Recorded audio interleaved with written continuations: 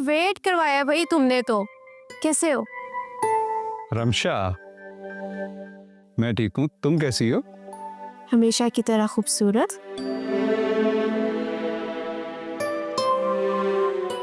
Rabia aunty, आप कैसी हैं? मैं ठीक हूँ बेटा, माशाल्लाह तुम तो बहुत बड़े हो गए। ओह सहर, काफी बड़ी हो गई हो। नजर आ गई मैं तुम्हें? आओ जुबैर, तुम्हें तुम्हारा कमरा दिखाता हूँ।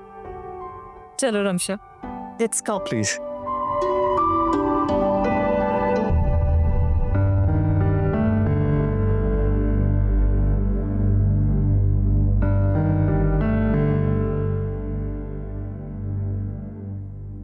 ऐसे ऑर्डर्स दे रही हैं जैसे हम नौकर हैं इनके।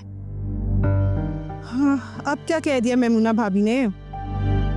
देखा नहीं था आपने कैसे बोल रही थी कि राबिया जाओ जाके खाने की तैयारी करो, सहर जाके माँ की मदद करो। बुरी बात सहर, दूसरों में हर वक्त खामियां मत तलाश करती रहा करो। अम्मी बात सुनिए मेरी, जब खामियां होती है ना तो वो नजर आती है।